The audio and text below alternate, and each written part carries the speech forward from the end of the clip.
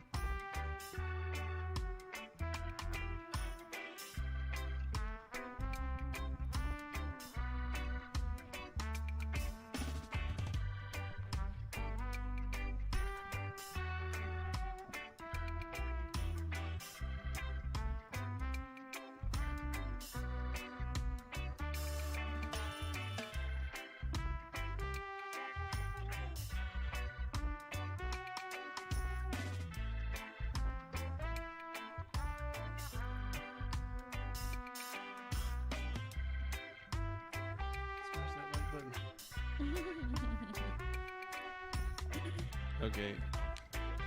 And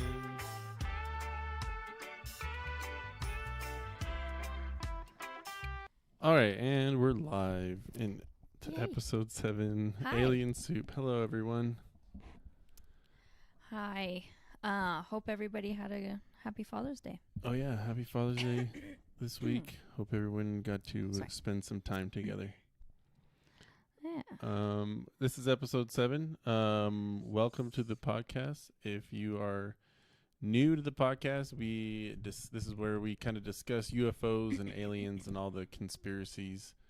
We've been going pretty deep the last few episodes. I think we're gonna kind of take a more chill episode this time and just talk some more surface level stuff. We'll go a little bit into more of the what we're doing, the Blue Planet Project. We've been doing some Blue Planet Project, not to be confused with the Blue Beam Project or Blue Book Project. But this is Blue Planet. This was the workings of the biologist Jefferson Souza. And then Gil Carlson collected more information and then made these 3 books in one. Yeah. So, yeah. Just wanted to talk about crop circles and how they've been crop circles in our history, kind of like a big thing in the alien community. So before we get into that, what do you know about crop circles just off of what you get? I guess what can you say? What did you know about crop circles before you read this? Before, actually, I didn't really know anything about crop circles. I thought they were You never just saw any shows about it? I saw some shows that tried debunking it. I've seen some. I mean, they're all like older shows. Yeah, I remember those. I've never seen anything newer. Late 2000s. I mean, late 90s, early 2000s. Where it's like they try to debunk it, and then they say Well, they had those 2 guys that came out in the 70s saying that they were the ones that created them they did it with like a board and and they just like stepped on it, and they showed how they were able to make angles and make the circles and then move around. And there was some. Wait, are you hearing an echo? Oh, I think that's this. Here we go. Oh, I was gonna say, I hope our sound's working all right. I hope so too. It's been giving us problems. We're kind of new at this. Let's double check that. Okay, yeah, we should be good. But yeah, anyways, it was just people were just talking about I remember seeing it as like a very young kid and seeing the shapes and the geometrical patterns, and they were like pretty weird, and and then like I guess later on someone came out and admitted that they were the ones that did it, and then they showed how they did it, and I guess they were able to do a pretty decent job at making a crop circle, but there was some differences according to them. Like, obviously I didn't get to inspect the actual crops myself, but they were saying that the crops that the guys did with the board and the wood were all broken and dead. But basically some of the other crop circles, the crops were just bent. Like they hadn't. I seen that. Right, they hadn't broken. So it's probably the same documentary. Yeah. where they were like, this is different because, like you said, like those all got stomped on and then died, whereas the other ones were just like more gently just manipulated to bend over, but they were all alive, which is weird. But so yeah, this thing's talking about how, which is like more mainstream, how UFOs and extraterrestrials might be more interdimensional than really extraterrestrial. So, and it talks about how crop circles might tie into that interdimensional. You know what's interesting is that there aren't a lot of recent crop circles. I know. What's up with that? I was wondering that today. Because like UFO sightings haven't stopped, but crop circles have kind of stopped. Also, cattle mutilations have also kind of stopped. Mm-hmm. Probably because we got onto them. Maybe. Yeah, maybe. It's yeah.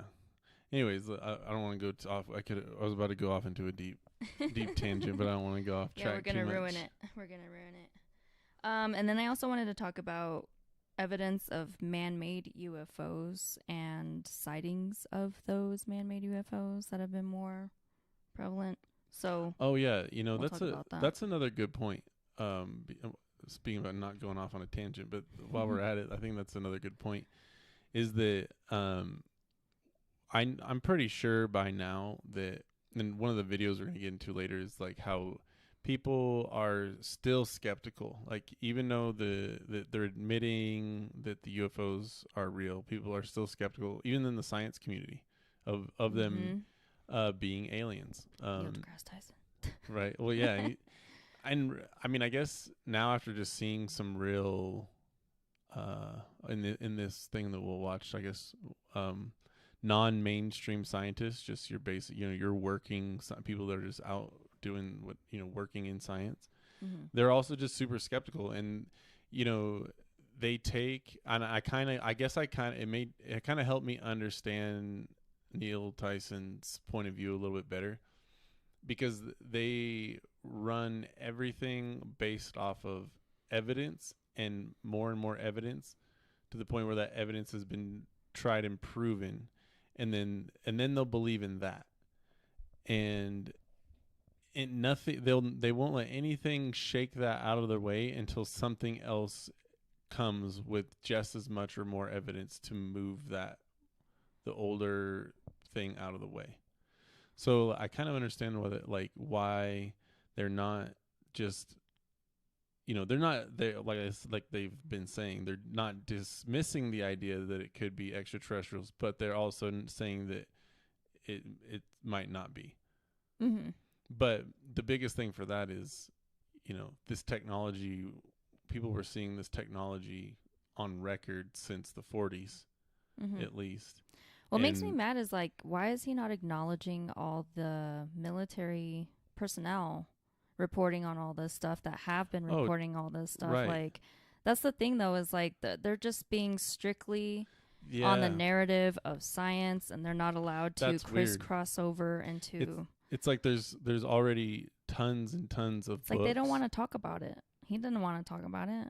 There's already tons and tons of books out there where they've been talking about this evidence, and they act like there's just no evidence for, like, there's just not there's stuff out there obviously, but there's just no evidence for it. It's like, well, can you verify anything that these people from the military are claiming or have been claiming, besides official reports and besides technologically advanced equipment that we're using, that we can explain what these phenomena are. Right.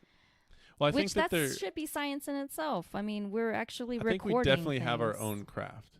Yeah, I think by now, and probably since the 2000s, we've probably had since the treaty. We were talking supposedly in the 40s. We talked about this earlier. You think we've had our?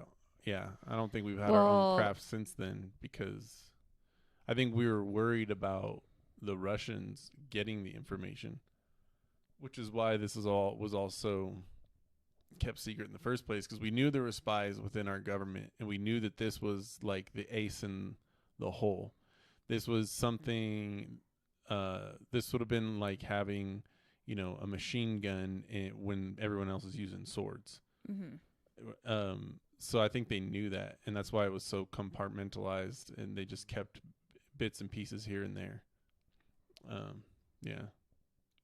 Throughout the branches, we also talked about that too. But we didn't have the power source, or I mean, we didn't have the knowledge of building our own craft. I think for a while. I mean, until it started to come out in the SR-71, and then maybe things after that started to change. But the SR-71 was super top secret, like super top secret before. Which one's that one? That's the original, the Blackbird, a Black Hawk, or something like that.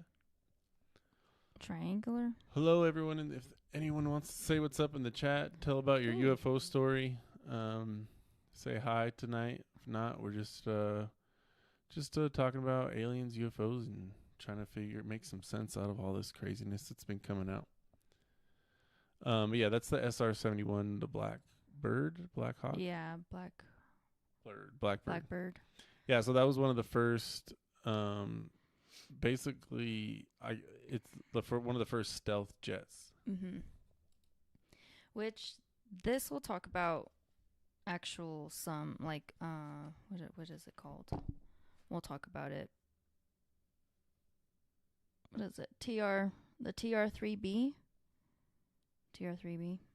That's the triangle one. Yeah, triangular. So, anyways, I'll talk about this and we'll go into details because it actually talks about details like plasma and stuff like that. Or did you want to talk about?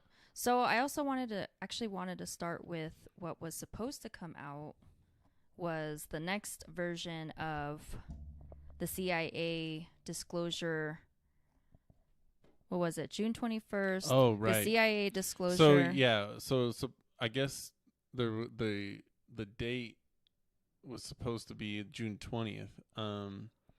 But first it was June 16th, then it was June 20th, and now it's just by the end of June. Oh. That's what I've been reading. It just says by the end of June. So it might be another week. Another 10 days or so. Damn it. I know. Well, okay, because we were like scheduled for today to. Yeah, we thought it was going to come out on a perfect day, everything. and we were to get to find definitively what it really was going to be that they actually put out. We're not expecting much. We're expecting heavily redacted papers. I don't think that they're just going to freely give up this information. Nope. They're going to make people fight for it tooth and nail. It's going to be a slow, drawn out process. I don't think they're going to be ripping any Band-Aids off or anything like that. I think that they're going to, because what it's been is they have actually been releasing information. At least confirming videos, for the last few months. So that's good news. They've been, 60 Minutes was able to do an interview with Luis Elizondo, who was the former head of the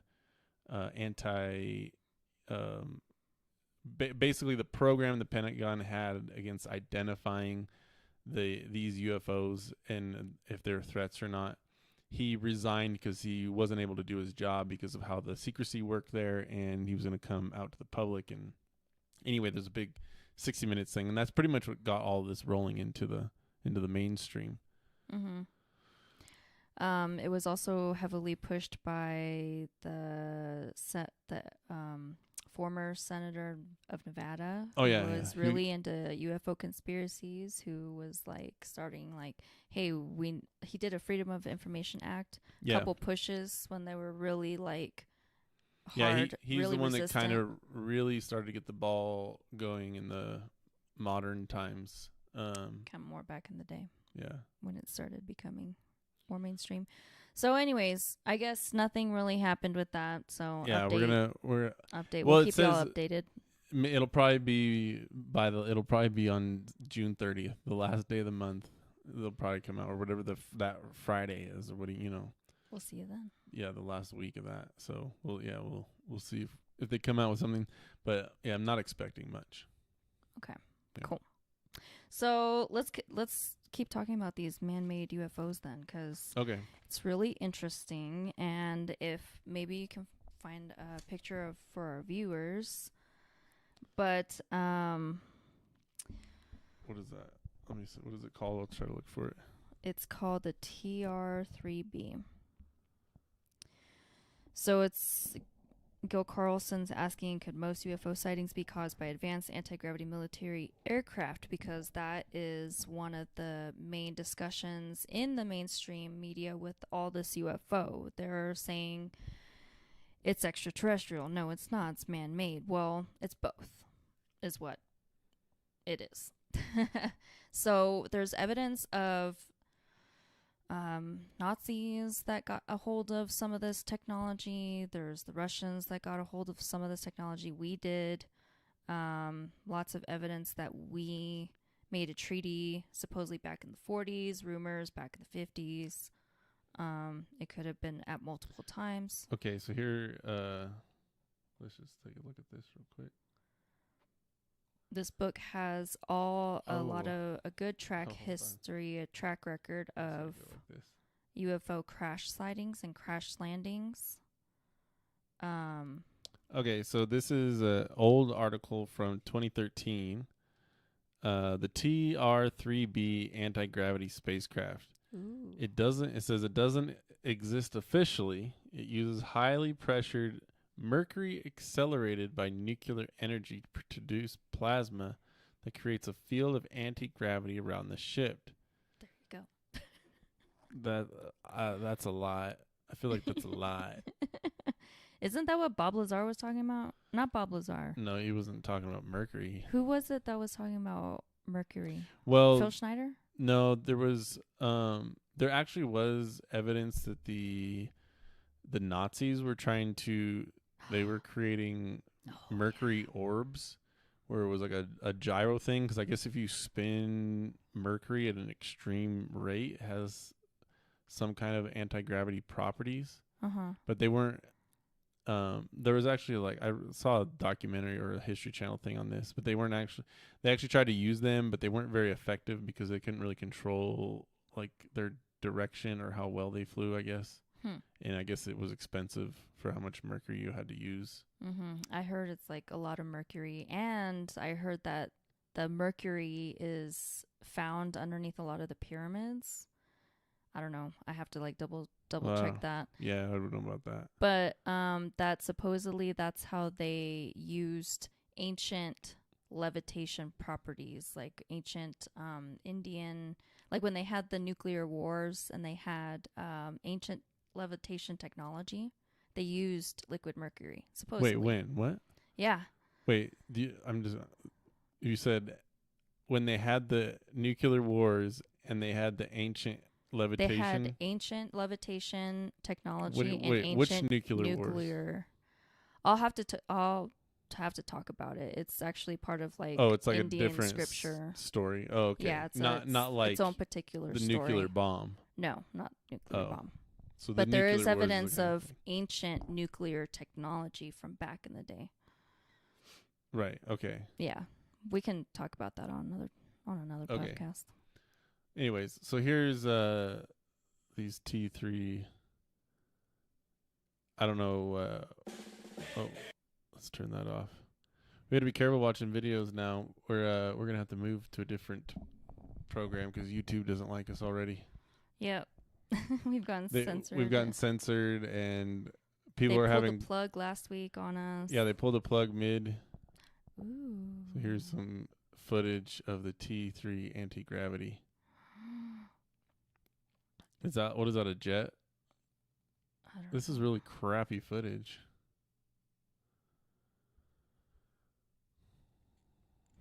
Is it two of them?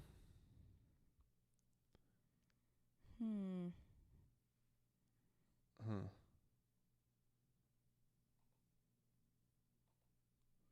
I mean, it looks like original footage. It's posted on the military.com. Well, that's a magazine. Oh. Military.com is a publication. Oh, well. Whatever. It's still there. Look at that. That's cool. So, reading on this, that's what it says. It says it doesn't exist officially, but it uses highly pressurized mercury accelerated by nuclear energy to produce a plasma that creates a field of anti-gravity Wait, around the ship. is that That's what's on here. That said the same thing as that? And it said the exact same thing. So it is quoted, so. Oh, okay. From Yeah. Wait, let me see.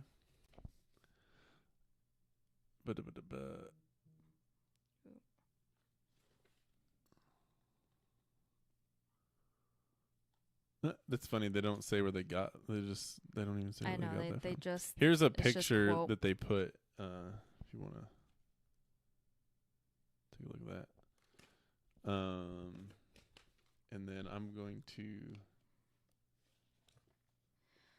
Continuing on. put this up. Interestingly, the plasma generated also reduces radar signatures significantly. If anybody has evidence of that or papers maybe of them describing that. So it'll be also, let us know. So it'll be almost invisible on radar and remain undetected. This literally means that it can go to any country it likes without being detected by air traffic control and air defense systems. The triangle-shaped aircraft has been shrouded in conspiracy and made famous during the Phoenix Lights incident, which, by the way, we heard supposedly was a PSYOP hologram. Yeah, right. Test. I don't believe that. Test. That thing was huge. That I know. That's what I heard. Which would be more sense. That doesn't make any sense. One, it wasn't. I don't know. I like to believe in that it's possible because anything's possible at this point in our lives, right?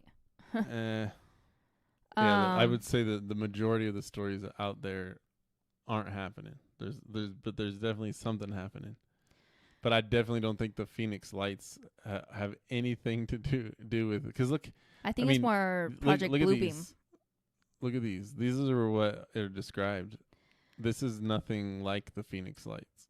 Supposedly, those That's are like the Phoenix Photoshop. Lights. That one. Well, that one. Which is on this one that they start talking about next. And this one was actually called the TR6 Talos, I think. TR6 Talos. TR6 Talos. It says Governor Fife Symington III requested information from the commander of Luke Air Force Base, the general of the National Guard, and the head of the Arizona Department of Public Safety, but none of the officials he contacted had any answer. Yep, that's it. So yeah, so this is the Talos. This is somewhat resembling like the stealth bomber. So I could see them making an advanced version of this, of that. But that one is supposedly the one. But the Phoenix Lights were like bigger than the city. I don't think we're making ships that are as big as a city. Oh. You know what I mean? Oh, where, my dude. So what do you think the Phoenix Lights? Because I mean, just something. I think it was an extraterrestrial craft. I think it was a legit UFO. Bigger than the city. Yeah, that big. Ooh. I think it was huge. That's scary. And what it was doing, whether it was coming or going, but I definitely think it was. It had. I think it had business here, and that was just part. It was going to some, area or base. What year was that? Was that around the same time that the movie Close Encounters of the Third Kind was based off of? When everybody was Close Encounter, or what are you talking about? Remember Close Encounters of the Third Kind? That came out in like the 70s. Came out in the 70s? Yeah, or the 80s. And when did the Phoenix Lights happen? I think like 97. Let me see. Oh, 90s.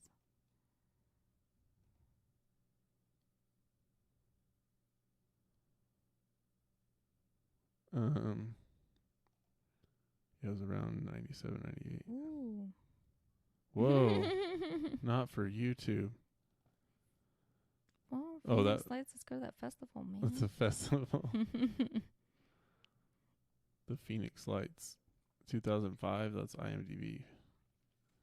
Phoenix Lights. They ended up making a movie about it. Man, we suck right now. 2000. Oh, the lights have reappeared. Reappeared 2000, Yeah, 2007, March 2008, 13th, 1997. 97. Okay, well, So, well, hold on. That looks slightly different than. So this looks different than if you look at this. yeah, that looks way different. I mean, look how big it is compared to the city. I mean, okay, it's not as big as the city, but that's huge. I It's mean, pretty big. like each light, like that's one airliner. You know what I mean? That's 200 people. 200 people. Like if Do that you was think like they're individual planes. crafts or No, I in think just it's. like perfect formation, or do you think it's an actual like giant ship? I think it was a giant ship. Ooh. Almost looks like Starlink. Yeah, here's Starlink. But that was way in the sky, and you could like see it. Yeah. Snake Plissken. Oh my gosh. So, continuing on, says Frances Barwood, the 1997 Phoenix City Councilwoman who launched an investigation into the event, said that of the over 700 witnesses she interviewed, the government never interviewed even one, which may suggest that the United States military is responsible for these UFO sightings. Yeah, I think they already knew what was going on. I think it was some kind of meeting. I think that they came down here to I think visit. it was like an exchange program, like continuation of the exchange program that we had. Maybe, but there's no evidence for that. So The TR-6 Talos is designed for use as a trans-atmospheric low observable reconnaissance platform with global reach and a long loiter time over target. Employing active electromagnetic, electronic, and visual camouflage, it is able to penetrate all currently known defensive systems from transorbital height. The TR-6 utilizes 5 electrogravitic generators for propulsion and is considered a VTOL craft, not needing a runway. The landing gear is strictly for maneuvering while on the ground. The wings fold for hangar stowage. Currently, there are only a handful of hangars in the world that accept the TR-6, which most of them are in the U.S. The entire airframe acts as a multi-band communications relay capable of directly interfacing with all current U.S. military satellite networks. The skin employs active visual camouflage using a star field lighting pattern along with other active stealth techniques. The Talos platform is also capable of operating in space, as well as docking with military space stations via a ventral docking hatch. Ooh. That's cool. Like, all futuristic and such. Keeping us from all this technology. Ooh. So that's the Bob This Lazar is what Bob one. Lazar's. Yeah. So these basically were gravity nodes. Mm-hmm. And those were basically would distort the gravity. 2 would make it hover, and 1 would lead the way, kind of. Mm-hmm. Direct it. So, yeah, I can see it. I think maybe that's... I mean, Bob Lazar and his story, when he came out, they were working on this technology and reverse engineering this technology. I think it happened. And look, now we have this thing. So, yeah, and this is like the older version, like this was probably like the first stealth aircraft that we made, I think, after reversing that technology. Well, yeah, after that we got night vision. Augment. I think, or I don't remember if we had. We already had augmented reality, but we got night vision, infrared, stealth, infrared, lasers, all kinds of stuff after the Roswell crash. I just want to see if it'll show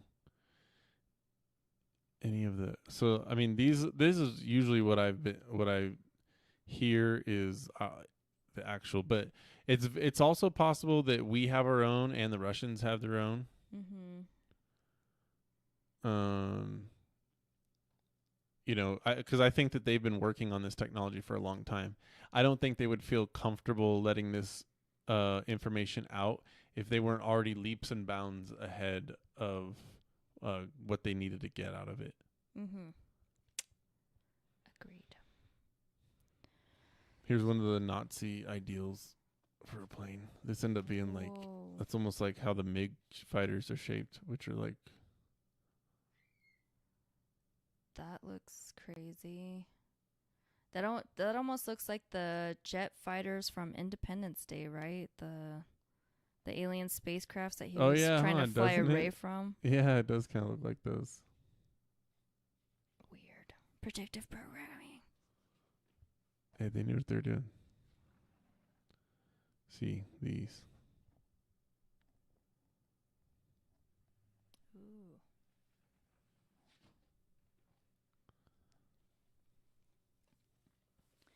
So that's all I got with that. Let's look at some crop circles. By the way, anybody out there been abducted before, or have ever like If had you've been weird... abducted before and you want to talk about it, your experience, come on the podcast. Come on the podcast. And we'll talk about it. Yeah, let's talk about it. I'm intrigued. Let's do it. Damien wanted to come on to talk about him and Max saw a UFO out in the desert, I guess a couple months ago. Oh, cool. He said it was like 2 cylinder shapes. And then they streaked at the same, like right next to each other, they streaked across the sky and then disappeared. Whoa. Yeah. That's cool. Well, I was like, you didn't get a fucking picture of it? God damn it. yeah, because like you're witnessing something See, amazing and you have time to whip out your camera. Dude, something like that I would, though. I mean, if there was like an alien in front of me, I'd probably be like frozen with fear. If it was just like trying to talk to me, I'd just be like, is this really happening right now? Like, am I tripping out? I'd be so scared. I don't know. Because they say that they can communicate with you telepathically. So I don't know. Witnesses supposedly a sense of calming, a sense of oneness. That Okay, here we go. Here's a recent crop circle. Ooh. Mysterious man. Shelly Spark. Circles appearing to resemble a pepperoni pizza appeared, oh my God, last week in Shelley Field. Written in the center, M9SD6L, surrounding the shape. Lots of questions. Well, let's see. Pizzagate? Is that a clue? Mystery solved. We know the story behind the Shelley. Let's just skip ahead.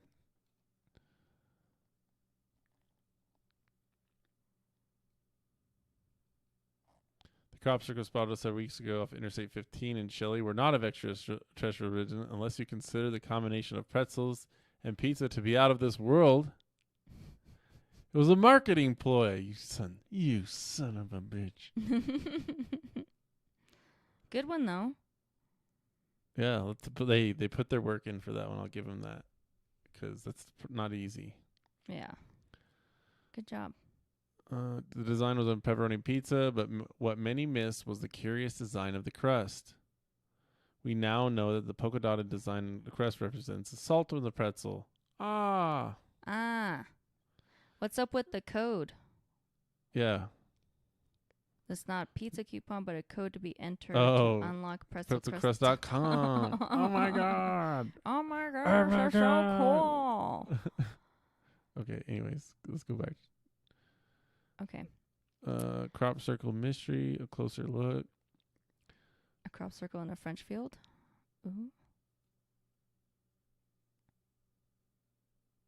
Ooh. That's cool. There we go. So this is a recent one, 2020, July. This was the last July.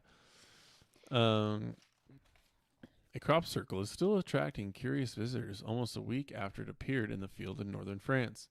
The round pattern of flattened wheat showing a cross at the center was spotted by a local farmer in Vimy on July 5th and has since brought enthusiasts rushing to the site, some of whom have traveled hundreds of miles.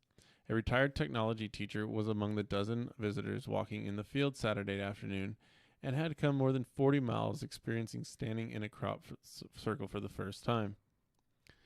She said she believed the cross was a reference to the Knights Templar and the area's turbulent past. It was ravaged by fighting in World War I, and Vimy, France contains a Canadian National War Memorial. The farmer who owns the field told local media that he had been shocked by the interest in the crop circle, which has cost him 2,000 to 3,000 square feet of wheat, which was due to be harvested next week. Some people believe that the crop circles were made by aliens. Let's look at.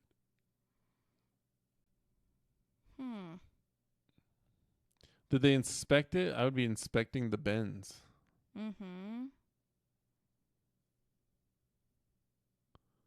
So just look how perfect it is. Yeah.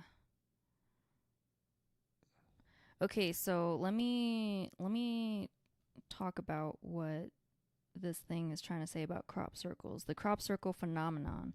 So we, the people of Earth, exist at the third dimension because our atoms have a specific frequency which makes us able to exist at the third dimension. This specific frequency is stable enough for all our lifetime. One quick idea of dimensions tells us, so the first dimension is just a plain point. 2 dimensions is 2 points together, connected by a line. 3 dimensions, obviously density with volume.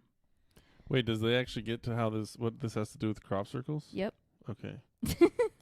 There's a point. Okay. And then the 4th dimension is time added to it, and then we're trying to think of the next step above. So we're in the 4th dimension with time, and then we're trying to access the 5th dimension, which is parallel universes, aka the multiverse. So that's the whole idea behind the whole multiverse concept. Not that just we live in just one universe, but we live in an infinite number of parallel universes. Using math to make the simplification, blah, blah, blah, blah, blah. We are capable of accelerating or decelerating the frequencies to make us able to exist in this 3rd dimension, but we can jump to the 5th dimension or the multiverse. This is accomplished by the frequency tuning dial on the front, or like a frequency tuning dial on the front of a radio, like when you're listening to a station. Just because you listen to one station doesn't mean that there's other stations also happening at the same time out there, right? So we just have to tune into that frequency. So it's saying that other dimensional travelers come into our dimension by using some process of acceleration of particles and give them the capability of jumping between dimensions like they did in some fields in England. So crop circles in England. They were saying that in England. So basically what they're saying is they're using these crop circles to jump into our dimension. Yes. Interesting. They jump into our dimension, I think, either to leave messages, they leave emblems, they leave. What if they're creating like temporary portals, and it has something to do with the wheat that helps them come through, and it just happens to, like, I don't know if you played like those video games where like someone will like appear and then like how like the ground around them will be like the light of some design. You ever seen like when you spawn? Yeah, something like that. What if it's something like that? Like where just like the portal opens up and just flattens whatever pattern depending on maybe the kind of portal. Maybe it has something to do with like the uniqueness of like their fingerprint, Ooh, that'd be cool, like a signature. Right, and thing. so then they could just like it. The field, maybe they choose a field because there's not a lot of people around. It's easy for them to, not be seen. They come in through these areas. Maybe it has something to do with the chemical compound of the wheat that just makes it that a good area to, one, be unnoticed, and two, come into this plane of reference or this reality, if it's true that these are. One of my theories, and that one of the main theories out there in the community, I should say, it's not my theory, but that these are sacred geometrical shapes that you can calculate. Well, and that's where they tie the spirituality and math. Here and the weird science. the hard part about it is they are geographical shapes, so there is math in them, regardless of if that's true or not. But that's what the theory is that they are trying to send us a message that math and frequency go hand in hand. So if math and frequency go hand in hand, and there's spiritual geometry. Math and frequency do go hand in hand. Yeah, so sacred geometry is math. So there's proof in the math. There's proof in the sacred geometry is basically what they're saying. I know what you're trying to say, but I think you're saying it wrong. It's like they're like marrying them. It's almost like the way I'm trying to say is, okay, so frequency creates all things and all throughout all the multiverses. So we have to be at a certain frequency down here in 3D, 5D. They lower themselves down to 3D. But you think that think that the crop circles are trying to tell us a message about our frequencies? About unity. But how do you get unity with the sacred geometry of the universe? So the sacred geometry of all things. Like what's the difference between geometry and sacred geometry? Nothing. Okay. So just call it geometry. So, but it's sacred. It's been around for forever, and you can see the sacred. They say it's sacred, right, whatever, because you can see these patterns. It's in nature. Right. So it's in nature.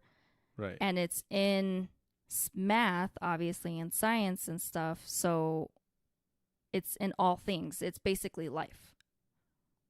And I think that's what they're trying to say, is that we are all part of the same life. I don't understand how you make the connection with the same life origin, that we're all part of the same life source. I see. So maybe they're just trying to show us, like, hey, we know these shapes, you should know these shapes too, kind of thing. Yeah. Like, we know these shapes, you know these shapes, we're the same shapes, but different, like, obviously we're one. I mean, because not all of them are sacred geometry. Some of them are just designs. Like, some of them are not symmetrical. Some of them are not geometrical. I mean, they're obviously geometrical, but they're not. I think they're pretty symmetrical. No, I mean, like. Whoa, that's weird.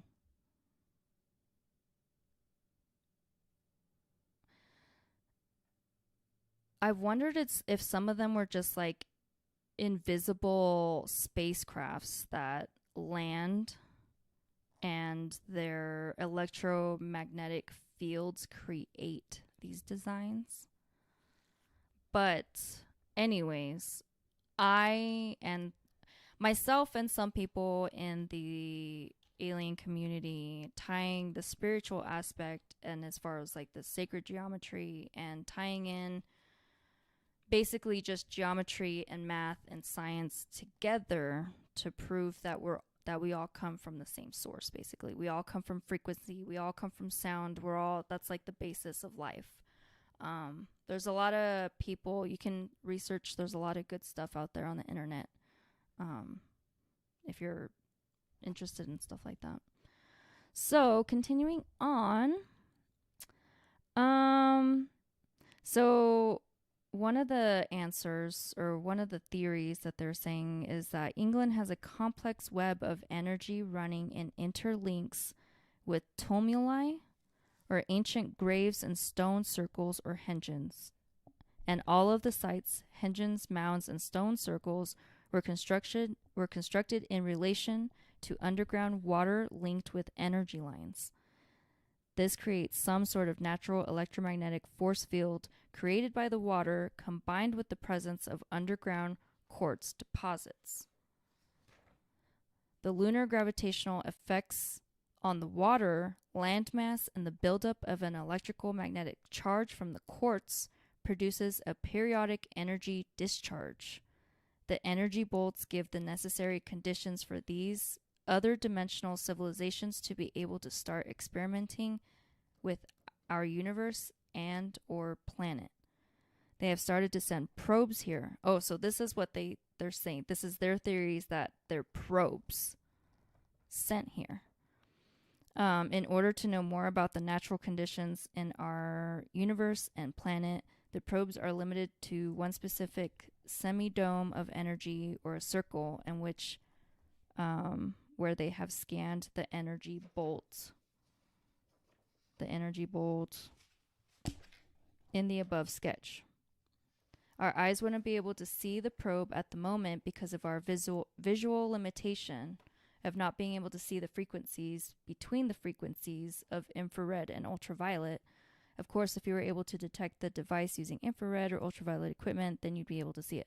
Not saying that you would be able to see it using infrared, but maybe somebody should try. Next time you're out and just see a freshly made crop circle, put on your infrared glasses. Look at this crop circle. That looks crazy. It looks like a jellyfish. It's like some. See, that's just why some of these, some of these nowadays are probably man-made. What if that's it's like a good way for an artist to like have his art seen, but still like remain like anonymous, and it's like a pleasure for him. Why would you want to be anonymous as an artist? Because his art gets recognized, but he doesn't get to recognize, so he gets to know his art was recognized, and people got to enjoy his art, but not really know who it was. There's a lot of artists like that, like a lot of like taggers and I don't know, different people in California were like that, street artists and stuff. But they tag yeah, sometimes like they'll have a signature tag, yeah, right? but like it's not like them, and it could be the same thing. It's like a alias or something. Like, oh, look at this, like what the heck. That tells me that we're all actually Man-made? That tells me that we are in a cocoon phase right now, and we're about to Man-made or real? We should play a game. Man-made or real? That one. We should vote. To me, I know. I wish we had like a little way we can like. We'll just do this a clip. Okay, we'll vote. Pick 5. Well, I mean, we'll never know. Man-made or real? Man-made or real? And man-made or alien-made? I have to say, I mean, it would be extremely hard, but it's like almost too creative. Look at this one. They got a heart at the center of the maze. Whoa. And you can see the planets around it. See, that's what I'm telling you. It's telling you have to like be in tune with your heart chakra, and the answer's love. And we're all, look, that looks like sound frequencies, like sound waves coming from the heart out into the universe. See? The heart is the sun. The heart is the center of the universe. The heart is the center of the universe and probably the center of creation. Here's the most recent one. What if the love frequency is like God's? What about this one? Oh gosh, I don't know about that. We think that was them. I mean, they're like, look at our face. They're like, that's how the aliens talk. Oh, hello, look at our face. Yeah. He's got like does he have like a feather headdress on behind him? I think it looks like an aura, coming from his third eye chakra. Okay, that's a stretch. I'm just saying, like, trying to, like, I think these kind of the most common that people have seen. Those are cool. This is one of the most famous ones I've seen. I like that one too. I don't know what. Here's some shitty one. Maybe there's certain. They need to practice a little bit. They did not do a good job. These aliens were drunk. See, you can see which ones are human-made and which ones are not. Look, those are way human-made. Human-made, what is that supposed to be, a pot leaf? Well, I mean, they all could be human-made, but... Whoa. I mean, that's very intricate, but, like, the way this is makes it look... It just looks messy. Looks like they didn't really have a plan or a pattern. Like, come on, what is this? Dumb. Come on. It's like anime. Come on, what the fuck? Come on. No, that's just like That's a wild- Photoshop. That's cool. I mean, this gotta be huge. See, that reminds me of like wings, but then like I don't know. Isn't that's a lotus flower? Yeah, That's I've seen that design before. That's like the third eye. That's the third eye chakra, isn't it? Lotus flower, or is that the heart chakra? I don't know. I don't know. Something like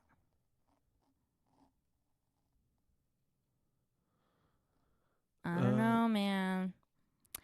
I always lean, and we have this kind of like dynamic on the show where I always lean on it's real, anything's real, everything's possible at this point, and he's the skeptic. I think it's possible, but we have to look at some of these and really think about it.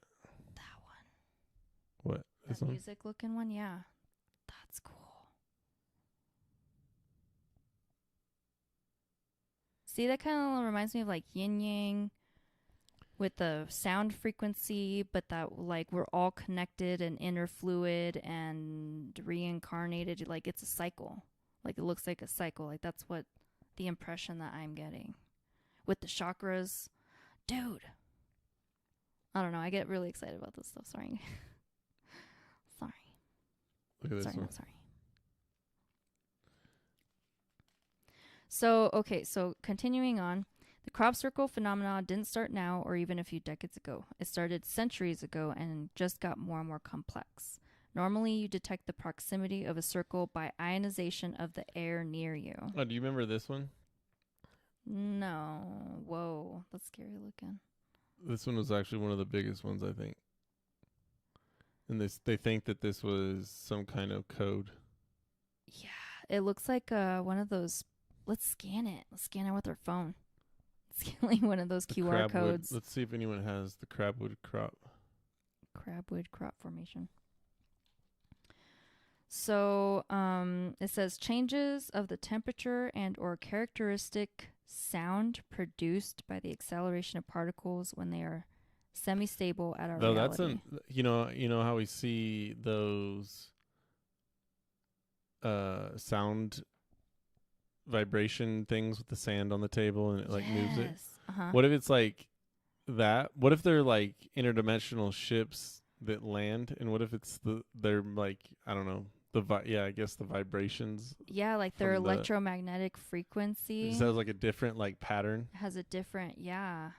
Like this is like the pattern of their spaceships like landing there, which is not scary looking. Oh, see, they said it was a publicity stunt. Oh, I see. That was a good one. It says they are now experimenting all over the planet, always looking for similar conditions to England to send messages, very particular messages, using domes and other stuff, which are fluxes of particles from their particle accelerator device. Very soon they will be able to make a total materialization and real existence at our reality, which I already think that they are. Or can. Or maybe not. Maybe there's like even more advanced civilization at higher dimensions that even these 3D alien entities at our dimension can't even keep up with. Yeah, maybe. Dun, dun, dun. It's all gonna happen. We're all gonna die. Just kidding. What next? Okay. So next we'll just go into our looking at some videos. Looking at some video. We were gonna try to look at these FBI reports, but they're too fucking hard to read. I couldn't even find like a book. Normally people make books out of these. Here's one. Omaha, Nebraska. Dear blank. I wish to acknowledge receipt of your letter postmarked July 20th, 1947 together. With the enclosure. In as much as the information... How do they write that? That's how they used to write that in the back? in the 40s, inasmuch as the information which you furnished is of interest to the War Department, I have taken the liberty of furnishing it to the agency for their consideration. So what is that? What is this supposed to be? Flying discs sabotage. What? Reference is made to Brew Bulletin number 42, July 30th, which advises all reports concerning flying discs should be investigated by field offices. Prior to the receipt of these instructions, 2 instances were called to the attention of this office concerning flying discs. One report was received, the details of which... okay.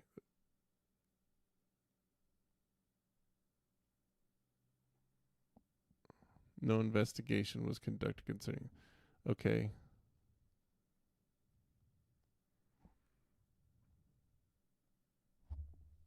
Huh. So what is this supposed to be about? This is just what the FBI has collected, I guess, about them. It must not be that interesting if no one made a book out of it. So, okay, so then this is all the FBI reports. Yeah, each branch has their own reporting, basically. And then we also have this other CIA report book, too, that we've also been reading out of.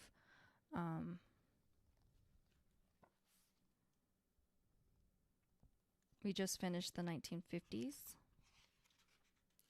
But basically what these are, it's just military personnel reports of these UFOs and UAPs. They're also called unidentified aerial phenomena.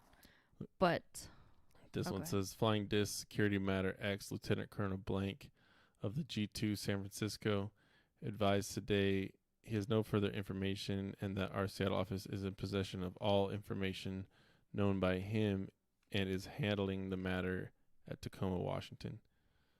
And that was back in August 9th of 47 they knew about this. See, and there was basically three crashes in that Arizona and New Mexico. Oh, they actually have all the dates listed in here. UFO crashes, list number 1. Oh wait, no, this is that you might not have been aware of.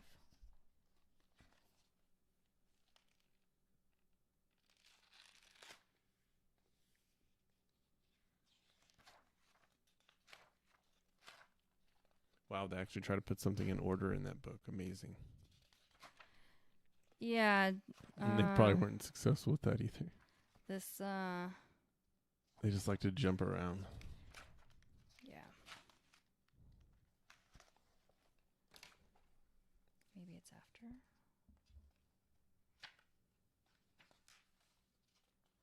It also has a list of signs of possible alien abduction.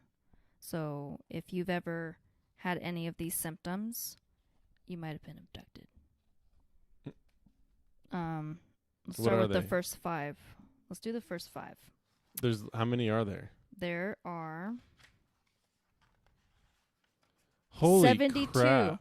There are 72. Get the heck out. It's if you have picked your nose. No.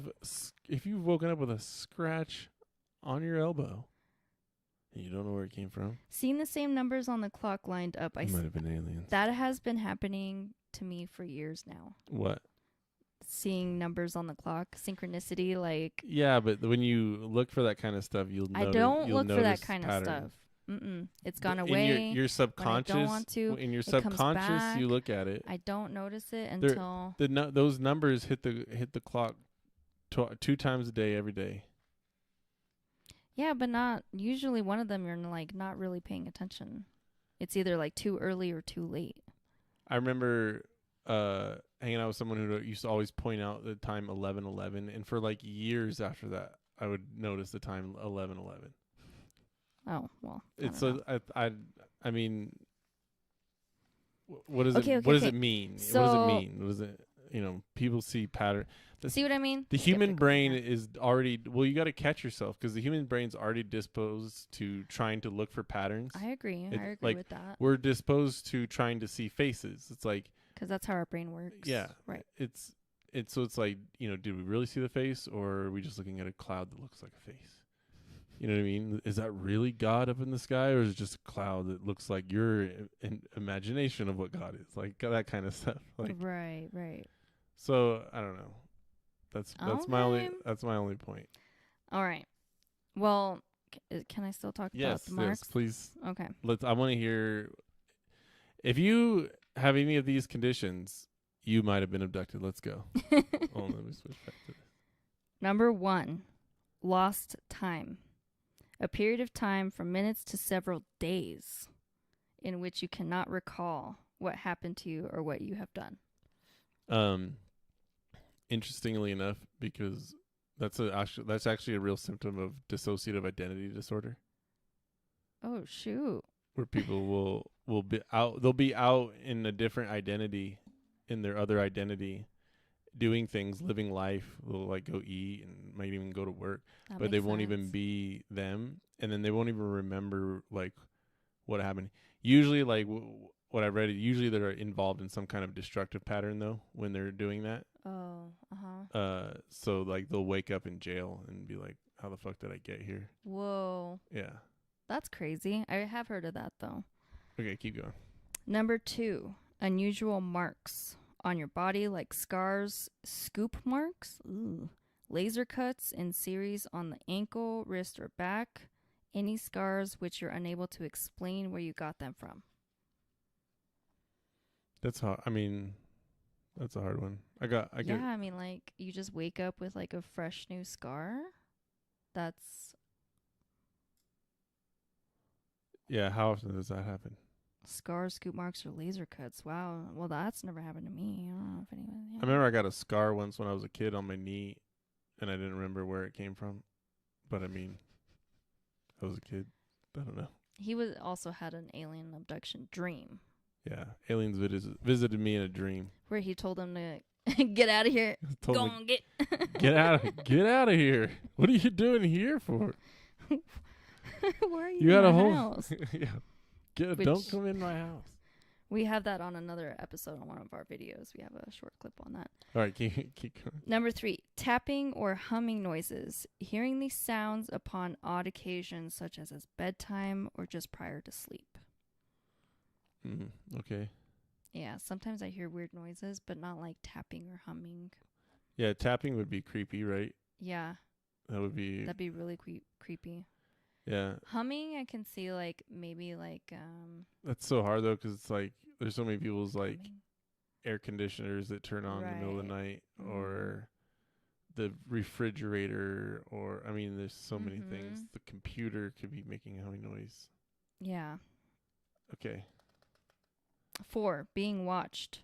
A feeling you get during or just prior to sleep at night. Ooh, So that's if you're creepy. paranoid, yeah, if you're a paranoid If you're schizophrenic, paranoid schizophrenic, that must be terrible. And number 5, sleepwalking. You wake up in a different place from where you went to sleep and do not know how you got there. or you could just be sleepwalking. Or you could just be sleepwalking. Because my cousin used to sleepwalk. I slept walk a couple times in my life. Really? Yeah, Maybe you're really abducted. I remember one time going to sleep in my bed and then waking up on the couch, and my dad woke me up and like, hey, did you move out here on purpose or something like that? And I was just like, huh? Like, I was like, yeah, whatever. What are you talking about? Of course I fell asleep out here. Like, obviously I'm right here. And then I thought about it later, and I was like, wait a minute. No, I didn't. I remember going to bed, bed last night. Dun, dun, dun. Yeah. They took you and then dropped you off on the couch. Maybe, but I doubt it. Dude, a lot of these... So, like I said, there's 72 of these things. If you want me to keep going. Yeah, keep going. Okay. Number 6. Seen a UFO. There you go. During your life, you've seen a UFO or seen strange You might have been abducted. Might have been abducted. 7, a need to travel. A strange compulsion to walk or drive to another location without any explanation. But that's I want like to travel me. all the time. I know. I want to travel I always everywhere. want to be somewhere not here. I have an entire other channel that's dedicated to just that. Traveling. Yeah. Okay. Let's see. Number 8, unexplained medical problems like sudden illness, sinus problems, fatigue. Right. Just Because you're not drinking enough water and Dehydrated. yeah, you're just dehydrated. Migraines or rashes. No. That's Damien. None of that. He has migraines all the time. Uh-oh. Abducted. He's abducted. He's abducted. Number 9, unable to sleep, where you experience insomnia by way of nightmares, dreaming of UFOs, or being devoured by animals with large black eyes. Oh my gosh. Usually associated with the common wild animals such as owls, coyotes, or wolves. That's scary. I don't remember any of my dreams, so. I've had a lot.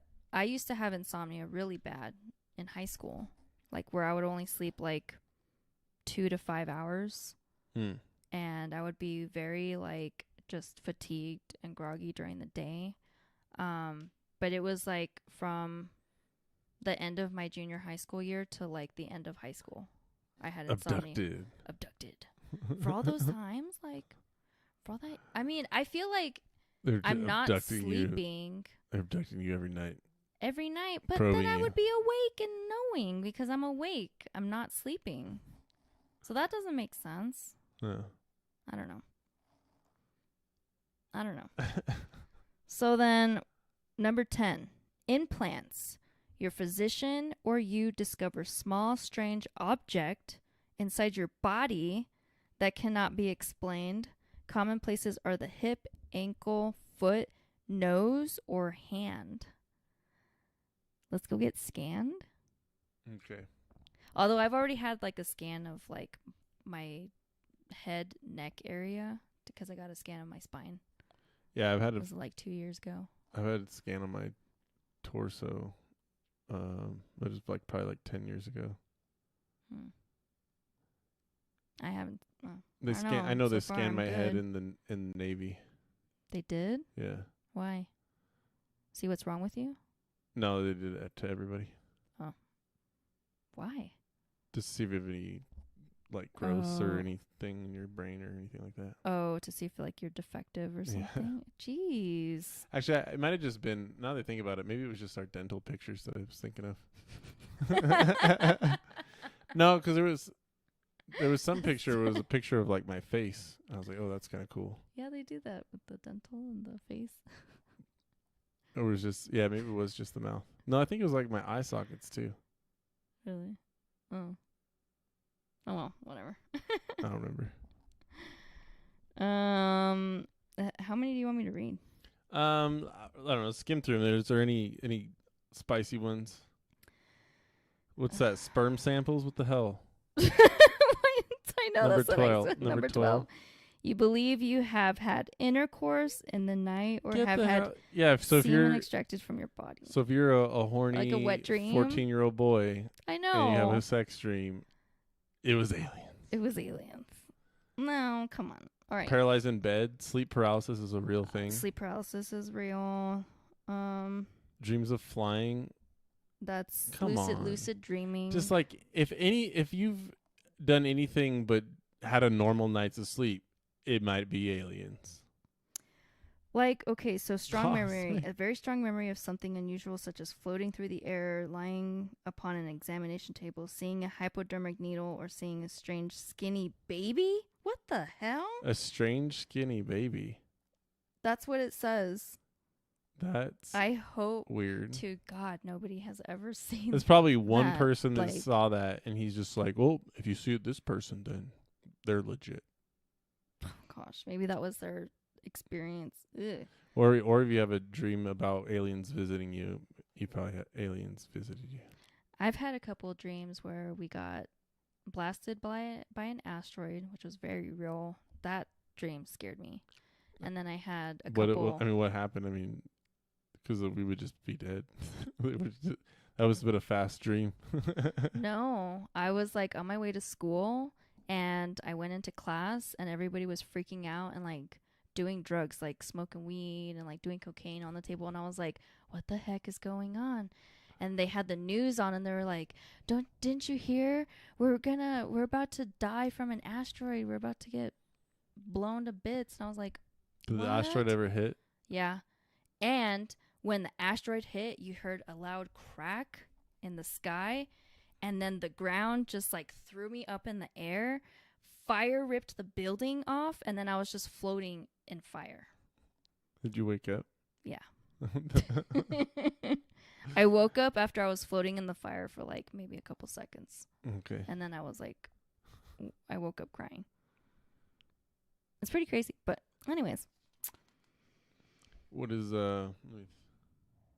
What, your mission, you become aware of a strong sense of duty, a mission in life, a compulsion to fulfill a task. That's good though. craft or alien? All right. Let's move on from that. Yeah, some of these were like we can take a look at some of other. I mean, 72. It's like if literally anything's happened to you while you were sleeping, that's memorable. It might be aliens. It might be aliens. All right, let's look at.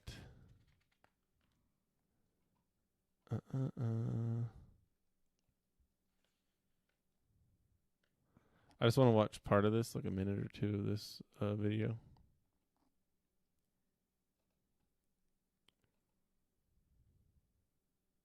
In December, a congressional demand for answers. We're aware of the report requirement. In the past 2 decades, the government cataloged more than 120 incidents involving UFOs. Are these man-made, or did E.T. phone home from planet Earth? I think that this report is likely to be simultaneously encouraging and discouraging for almost everyone. Seth Shostak is senior astronomer at the SETI Institute in Mountain View. SETI's goal is to find evidence of life elsewhere in the universe, whether microbes or aliens. We are interested in finding the aliens wherever they are. The Institute uses 42 huge antennas in Shasta County. The Allen Telescope Array seeks out signals emanating from distant star systems. Hold on. However, is that a good idea? Should we just like advertising where we live? That's a bit of debate, right? What do you think? Yeah, I've thought about this because that's the SETI program. Yeah. This is it right here. Yeah, I wouldn't have. I feel like I've thought about it, and my first thought is like, no, like why would you? That's like the Native Americans being like seeing the ships, you know, being like, come on board, and then we freaking plagued them all, and yeah, or not we, but come over the Spanish here. and all them. Yeah, what if it's like an actual like, you know, malevolent, very malevolent? Well, so I mean, the other thing I've thought of is that if we're seeing UFOs, then and they aren't man-made, then they already know we're here. So it seems kind of like a waste of money unless they're actually getting information and just not telling anybody. You know what I mean? Because this has been going on for a long, long time. Then they've only got like the one, like they only got one thing where it was basically like the wow signal. Have you heard of that? Oh yeah. Mm-hmm. Where it was basically a not random enough radio signal where it had to come from something intelligent, and they never saw it again. I think they're lying. I think they wouldn't be funding it this long if they weren't actually getting stuff from it. That's what I think. I think that they're also using that technology not just for like communication and whatever, but maybe like interdimensional communication. Yeah, or some type of maybe. Yeah, what if they've learned ways to directly communicate and they're just, you know. Yeah, what if we're already just like, what if that is the direct communication to the alien alliance that supposedly we're in and being maybe, you know, helped. maybe. that supposedly we have a helpline. Let's keep watching. So far, we haven't found the aliens. As for the report, leaked details conclude the UFOs are not U.S. military. There's no evidence they're alien spacecraft, but the report does not definitively rule that out. As for those at SETI, There are, not to me, compelling evidence that we're being visited. Shostak is not alone in his doubts. I don't want you to think that I'm skeptical about life in the universe. I'm just skeptical that they've come to Earth. Here now is the Doug Vakoch symbol is for I. president of METI It's International. like so boring. The Bay Area And nonprofit this is is also the symbol for I. It's an I. It's an eye. searching for ETs. Yeah, box. When we at METI send our signals to nearby stars, we send them with the alien scientist in mind. METI transmits messages that to mean? star systems light years That means that he thinks the alien scientists will think like that we think, like our scientists think. So they try to send messages that they might understand. Just like the crop circles. Right? For us. Could be, Could be. but we don't understand those. They're just pretty to look at. Well, I think my theory sounds pretty legit. Just kidding. If there was just like, if they just was like a big blatant thing when they're away. like, We are here. don't vote for Biden. It was like a lot more blatant like To that. like help us out. Help us out. Yeah. Coca-Cola is shit. You know, like Like, don't drink don't Coca- drink the poison. Don't eat Hot Pockets. Why? What's wrong with Hot Pockets? Besides being like Besides- completely fake. Yeah, eating It's nuclear fake waste. food. Okay. in hopes of connecting. We need compelling evidence. The scientists require replication as proof. When we look at the That's- Pentagon videos, we see it once, but it never replicates. That's the problem. How does it not replicate that you can go and watch 100 different of these videos? How is it not like what are they like? They need an alien to come down and like make an Yeah. official statement. Like science, they're so dumb. Like they're just so like unimaginative and closed-minded. And it's You like know what Neil deGrasse Tyson said, everybody? And you guys should go watch that. But he was all like, next time you're on an alien ship. Oh, no, Oh, that was yeah. Michio Kaku. both of them said a different Michio version. Yeah, different version of that. One said to steal something, and one said to take a picture. Okay. Stealing something makes a little more sense. What if there's only What if there's nothing to steal and you're strapped to an examination table being right? probed?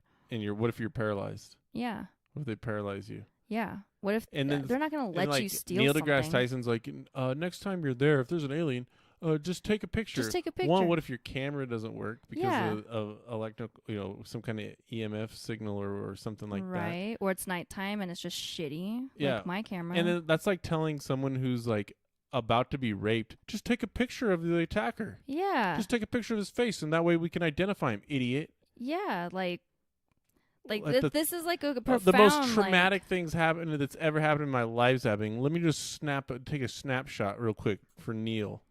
Fuck you, Neil. Piece of shit. Sorry, Neil's just losing major points in He the has last been. couple He's- years. Yeah. Anyways, let's see what else we got. Okay, so now we want to get into. Oh, I wanted to read this article real quick. So this is from February. We didn't get to see this, but Pentagon admits it has been testing wreckage from UFO crashes, and findings may change our lives forever, expert says. So this came out February 13th. It doesn't go into detail, but I'll just read it real quick. Of this year? Yeah, Oh. What? yeah. So They've- that's another admit. that's kind of what I wonder if it's been a slow leak up Mhm. until the end of this month. Then they'll probably drop a bigger blob of thing, which will leak a little bit more information. They're going to have to probably do some kind of congressional thing to get more of it released that's unredacted. Mhm. You know what I mean? It's just going to be like, I can see this just being a back and forth, slow process until I guess enough people get on board with the idea where they're just like, enough already. Mhm. Just fucking let us see it. right. How damning could it be? Right. And I think that's the point they're trying to get to. But this says researcher Anthony Bragalia wrote to the Defense Intelligence Agency requesting details. I think doesn't this guy have a YouTube page? Requesting the details of UFO material which they hold and results of any tests they had been carrying on it. He wrote this could include physical debris, flotsam, shot off material, crash material from UAPs or UFOs. In the response shared with the Sun, the DIA released 154 pages of the test results that included reports on mysterious memory metal called nitinol. Whoa. Which remembers its original shape when folded. Bragalia said it was a stunning admission from the U.S. government, and the documents reveal that some of the retrieved debris possesses extraordinary capabilities, including the potential to make things invisible or even slow down the speed of light. What? What's going the speed of light that you need to slow down? Dun, dun, dun. Oh, I mean, I guess the actual speed of light to slow down UFOs. light. He told us the Pentagon has admitted to holding and testing anomalous debris from UFOs. And then this is just the Freedom of Information Act where he shows the request, and then this is the response, basically saying, here's what we're going to give you. I tried to do a little bit of digging for the actual papers, but we're going to have to find this Anthony Bragalia guy and see if he's got something where he's made this. I found his biography. About biography is a website called Anthony Bragalia's UFO Explorations, Original Okay. Research, Independent Reporting. Maybe we'll get to that in the next podcast. Save that, bookmark that page. And if anyone's just coming late to the podcast, say what's up in the chat. Hi. Hit that like button, subscribe, and yeah, we can keep looking through this stuff. Let me finish this article. They may have been able to learn some things about the materials in the construction, which hold tremendous promise as futuristic materials, which will change our lives forever. He said he first made the request in 2017, which took 3 years for the DIA to fulfill. Damn, 3 years. Ooh, this is a good website. It was after it was revealed the Pentagon had been studying UFOs under the Advanced Aerospace Threat Identification Program, ATIP. That's what the Lizondo was in charge of. The article mentioned that anomalous debris from UFOs, now called UAPs, being analyzed by a private defense contractor, Bragalia said. Material evidence such as UFO debris have been focus of my research. My Freedom of Information Act request was very specific, seeking the test results of UFO at UAP debris, not material already known to science. Bragalia believes that some of the material that is being tested could have come from the notorious Roswell incident, 1947, which a UFO crashed in New Mexico. The inclusion of advanced technical reports on nitinol is curious, Bragalia said. Nitinol is a shaped memory alloy that resembles its original shape when folded or crunched and snaps back seamlessly and instantly. This memory metal characteristic was reported by many witnesses at Roswell. However, the agency has held back certain details about the materials, including any information about if it could be of alien origin. Why not just say unequivocally, no, it's not. It's not of alien, like, say what it, like, because they don't know. They can't explain it. Well, then you can't say no. The DA letter was first shared by Bagalia's blog, reveals the testing was carried about by Bigelow Aerospace. That's the billionaire guy. One of the Department of Defense private contractors based in Las Vegas. Of course. And I don't know if this is actually, I guess this is some of the actual blueprints. Oh. References. I'll have to take a look at some of those references. So nitinol is also known as nickel titanium, where the two elements are present in roughly equal atomic percentages.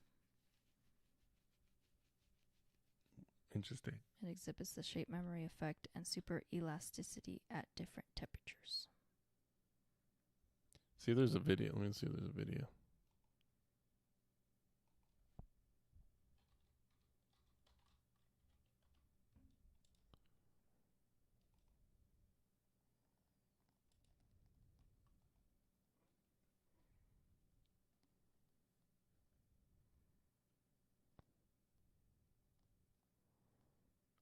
Yeah.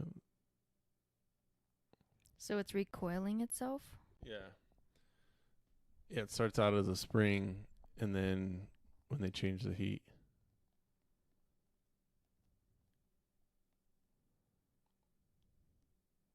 And we're not going to play the sound on this video, but he's basically just explaining how the molecules are able to do that.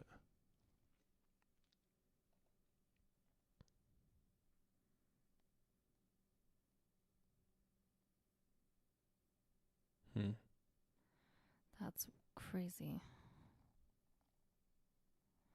So then,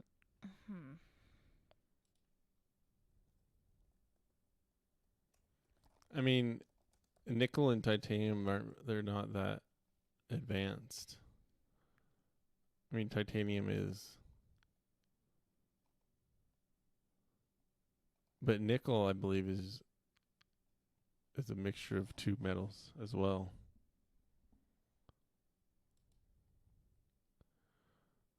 Anyway, so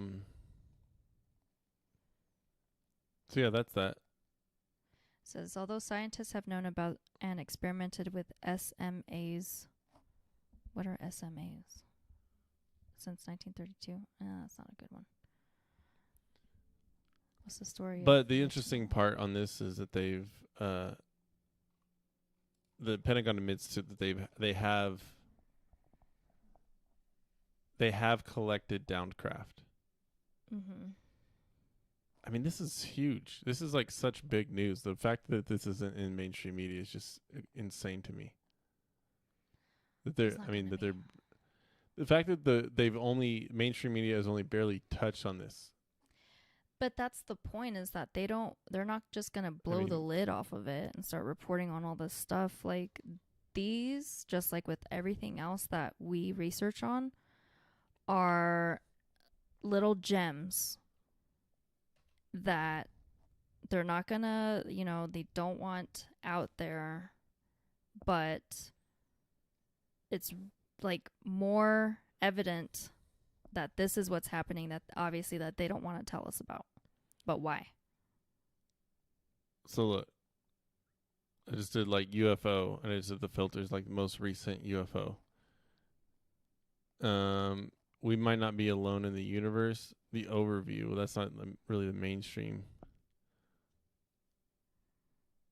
I mean, everyone's just talking about the like, why isn't there more inquiry into this? Like, this is possibly the biggest information of our lifetime, and they're just like barely skimming over the top. They're just be like, yeah, and they're just like, I mean, the news, it's like so pointless to watch. They just keep saying the same thing over and over. Because that's mainstream news. They always just dangle the carrot and then it to their narrative and what they want you to believe, and it's just like, oh, but and then they joke about it, and then they make cornball jokes like it's not, like it's still not real. Yeah, like they'll kind of degrade it or debase it a little bit, like, these tin hatters. So this is what they're believing now, and this is what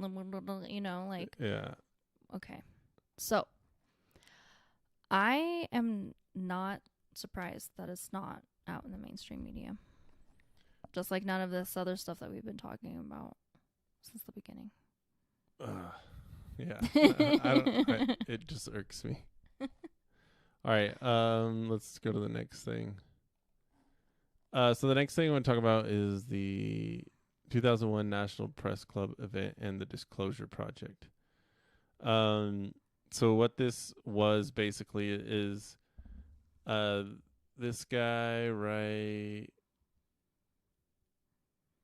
there, not him, but where is his ugly face? Here he is. At least 50 years. This guy, Dr. Stephen Greer. So this is a while ago. This is 20 years ago. So when you're in the military, depending on what you do, different jobs or places you've served, you have to sign silence agreements. And so I guess there was a lot of people from the 50s on that signed 50, 60-year silence agreements. Some less, some even longer. And instead of having all these people come out with their stories individually, he got as many of them together as he could to come out with their stories and kind of collectively, and to basically put a document together to ask the president to release the information.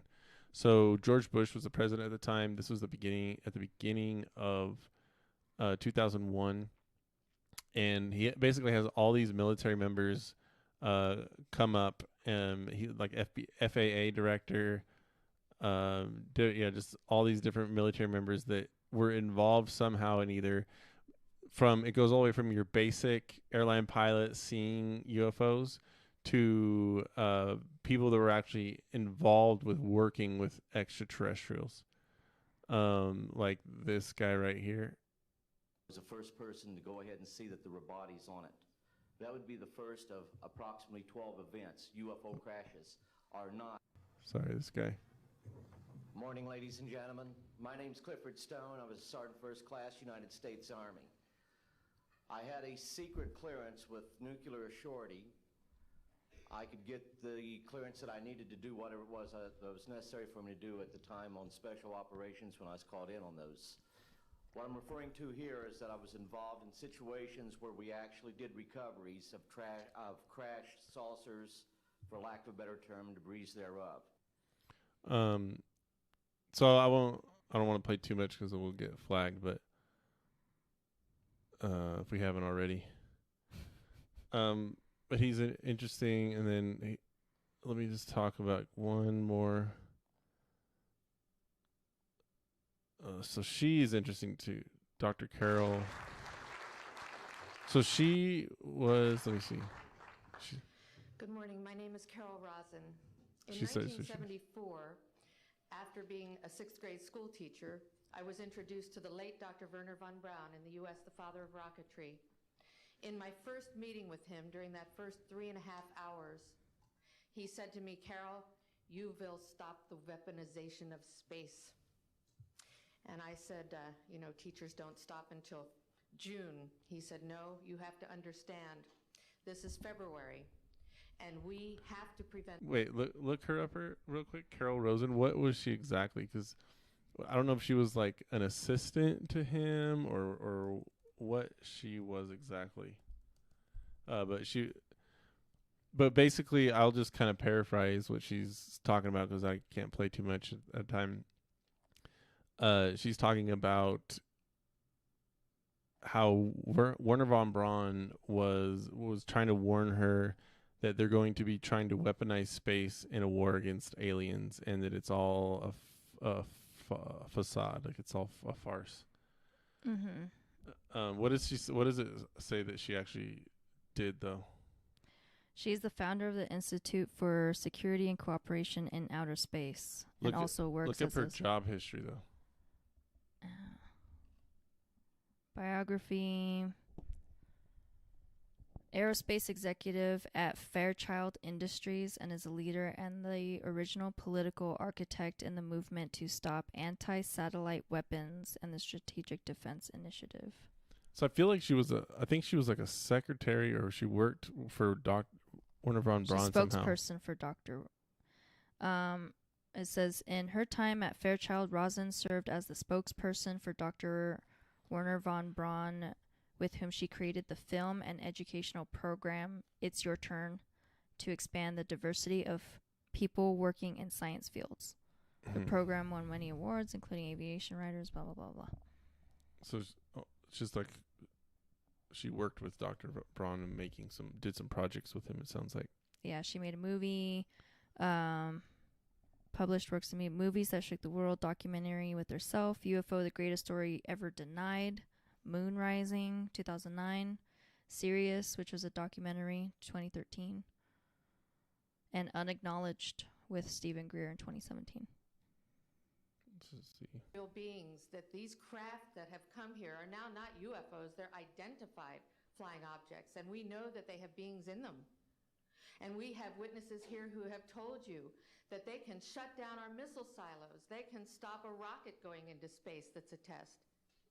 We have witnesses here who have worked in the classified departments who have the courage to come forward here to support what Werner von Braun told me back in 1974 to 77.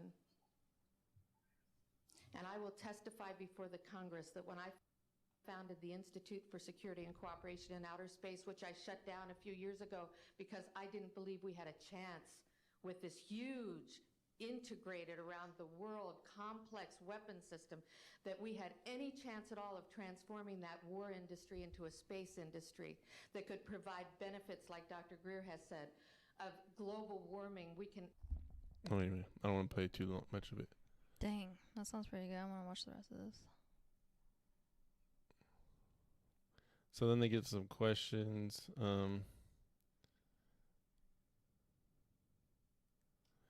I couldn't find more on this Stone guys. I mean, some of these guys, I mean, not that their military careers are questionable, but it's just some of their stories are questionable. Makes it kind of hard to watch.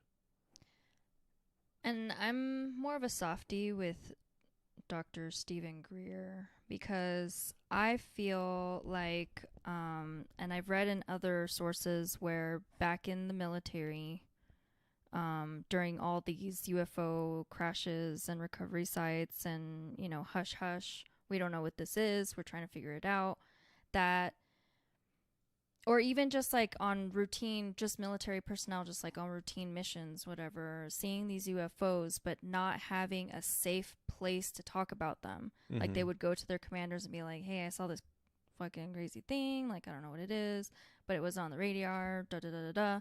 They would just basically brush it under the rug and be like, no. You didn't see anything. You didn't see anything. That's not what it was. It's gas. It's just like a bubble, gas bubble was what they were trying to call it for like a while. And like, it's just a weather balloon. And, yeah, but no, these people, after a while, there were so many of them that they decided to form this thing. It's like they're military personnel in these covert operations that don't want to be silenced anymore, basically. And this happened in 2001. This is 20 years old. Exactly. Like, and then so they submitted this to President Bush, and then the war started. 9/11 happened. Oh. But then they put it into every president after that, and it, you know, to Obama and Trump. Mm-hmm. But then anyway, let's watch this real quick. I could, but it would probably take a whole lot of time. The reason I state that, when I got out in 1989, we had cataloged 57 different species. You have individuals that look very much like you and myself that could walk among us and you wouldn't even notice the difference, except for some of the things that they might be able to go ahead, even in a dark room, and touch an object and go ahead and identify what color that object might be. They would have a heightened sense of smell, sight, hearing. Like superhumans. Situation is that you have various types of what we normally call grays. We didn't call them grays in the military, but you had at least 3 types of the grays. You had some that were much taller than we were. Remember, this is all coming from a very small trail of information. Very small trail? What are you talking about? Like one person says something and then it becomes the gospel, like I've been trying to tell you. People will take... These are multiple people. That's what happens, though. They'll take one person says, and then each repeat that same bit of information as if they're the first that they got it from the original source. So then it makes it look like there is 7 different original sources all with the same story, when there's really only one original source who has basically been copied from. I've never heard that, but okay, that's a good theory. It just, yeah. It doesn't, I mean, no one will say exactly where they got, where they're getting it from, other than these, Subjective questionable people, like people that may have been in the military, may have worked for the military, but their accounts are sometimes questionable. Like, it's like this guy, when I was trying to find out more about him, it says that he worked as more of a like admin type person. I'm sorry, but like if you've only got I had a secret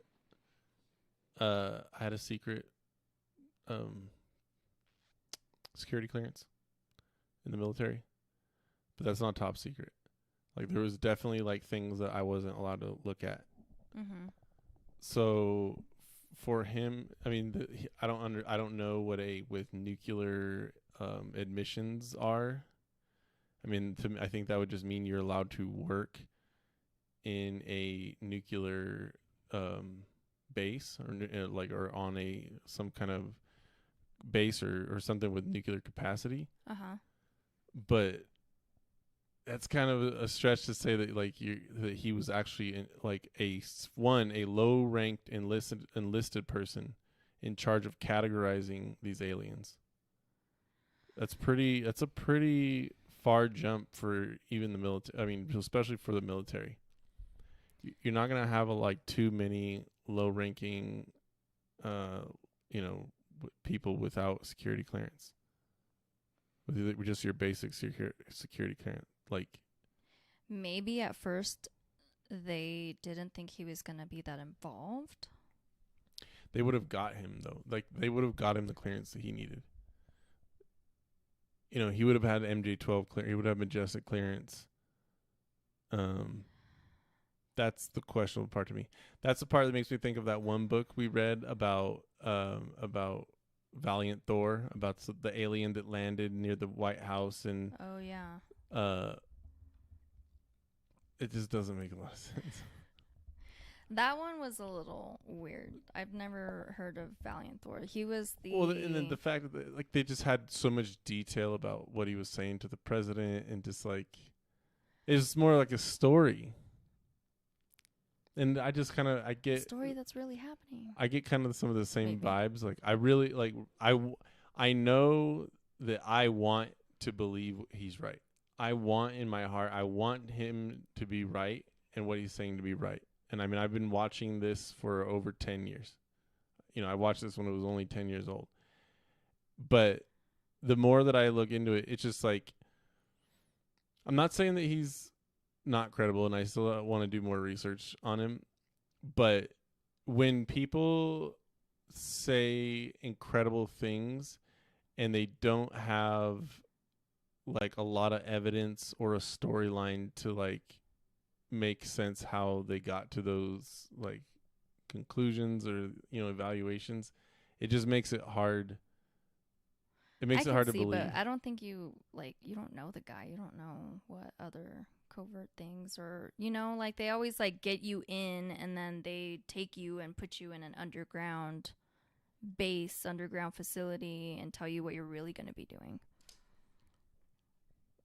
And then I've also wondered if this is a psyop in itself too, from the powers that be, hey, we have to get disclosure out a little quicker, kick out Stephen Greer, make him start forming this little community because we need to disclose ourselves. Well, he wasn't sooner. in the military. Wasn't he? No, he was just a doctor. His I think his grandfather was one of the scientists that developed the first lunar module. What? Yeah, so that's his only connection, but he wasn't in the military. Then anyway, that's The unique thing that I'd like to point out for the most part is that the entities that we did catalog were in fact humanoid. Now, this created a situation where the scientific community was trying to figure out why that would be the case. Because you would expect that if life evolved on other planets, that they would take on some type of other being, so to speak, not necessarily look humanoid or be bipedal such as we are. But apparently, we got quite a few of the species out there that are humanoid in appearance, and that creates a... See, now, I want to do more research on him just because it's like, what evidence do you have? You know, do you actually have some documents? You know, did you copy something that can back this up? Makes it hard. But so about Stephen Greer, I was wary of him at first. At first I was like, you know, really respected him. But then what happened was he started this SETI program, the Search for Extraterrestrial Life or whatever it is.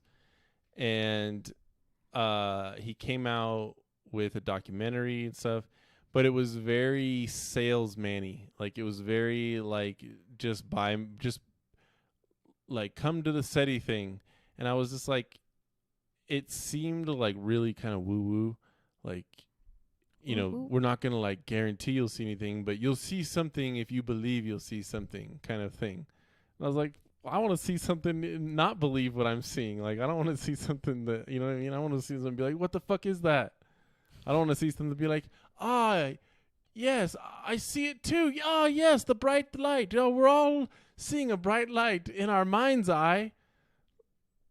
Like, no, but you physically see a light.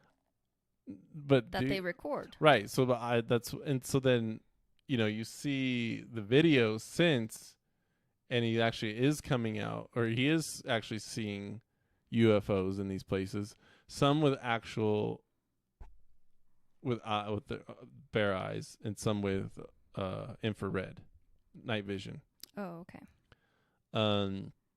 Night vision ones obviously not as cool as the non-night vision ones.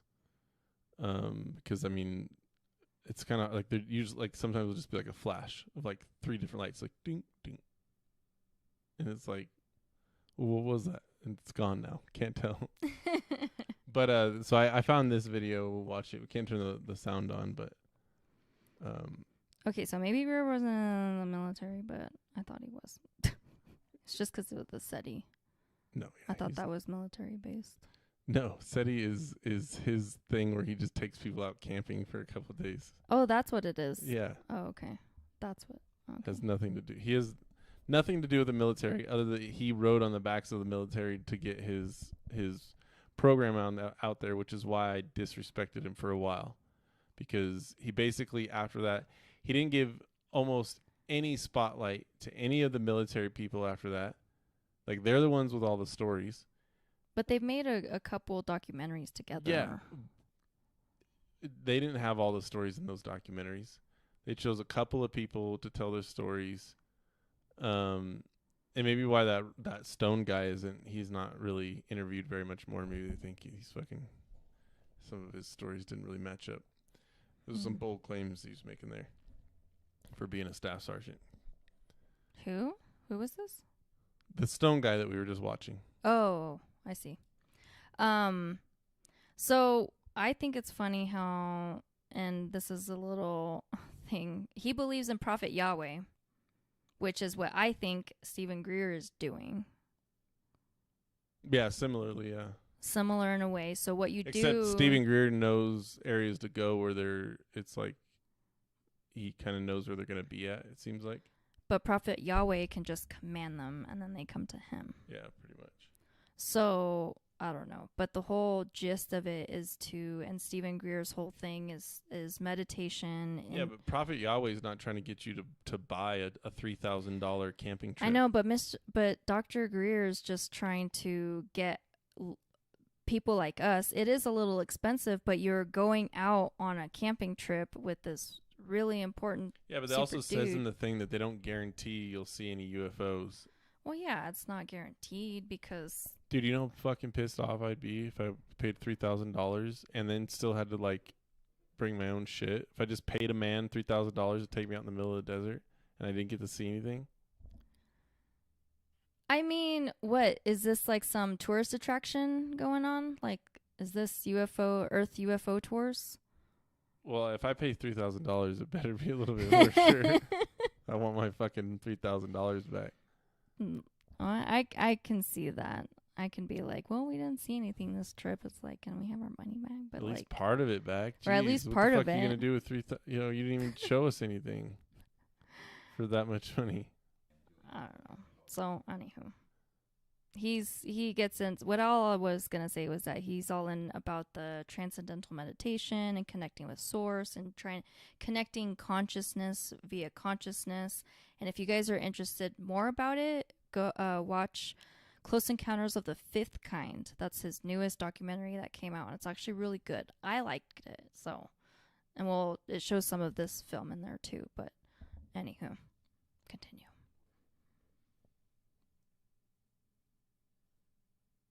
So this is with the sound off. So it looks like it's like they're almost like out on an island or something, and then they do this little. And I have the protocol too. So they have an app called the CE5 Contact app, and I haven't tried it out yet, but they're looking at a big bright ball of fire, like just over the horizon. And so, yeah, watch the documentary. He kind of talks. Ooh, and then another one appears. I forgot about that. That's pretty cool. I don't know. I'd be like, blown away. That. No, that would be. I'd be glad I got the.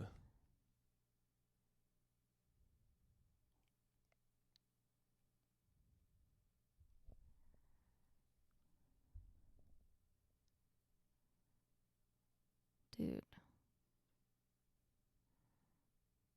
See what I'm wondering? That's so crazy. Then they start pulsing brighter. I'm wondering why don't they just like telepathically communicate with the group at that point or something and be like, this is our deal. This is what's going on. Like, I think. What if they're not trying to communicate with the group? What if they're here for like a totally, personal mission, and we're just happen to see a byproduct of it? Maybe, yeah. But I think it's unlikely because he's actually like they're like trying to meditate. They're meditate and communicate with them. That's why. So it's not just like a random event. The weirdest thing though is that they're not really communicating back, other than just like I guess showing up. Just showing them. Maybe they're so advanced that if they were to try to communicate with us, we'd all just we would freak out. Like we'd freak out, or it'd be a completely like existential crisis type thing. Maybe. So maybe that's the only way that they can communicate is through crop circles and orbs of light. These UFOs of technology that we don't have, because we know that they're more advanced or they're higher dimensional, higher spiritual or something, higher intelligence, something, but we're not at their level, clearly. It's just interesting. This has to be a slow progression into this new Star Wars worlds that we're eventually going to be in. Like, you can't just go from 2020, 2021 to all of a sudden Star Wars. Like, there's steps you have to take before you get there. Mentally, emotionally, collectively.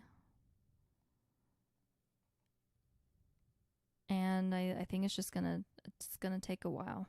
Yep. We probably won't see full disclosure or anything about hey, we have had, a conversation with It'll this be a couple guy. presidents. It'll be the next president. I want to know what some of these people and again, if you've had a personal experience or have been personally abducted or have had visions, whatever, what we were saying, like if you feel like you've been contacted, we would love to have you on the show and interview you, ask you questions, see what it was all about.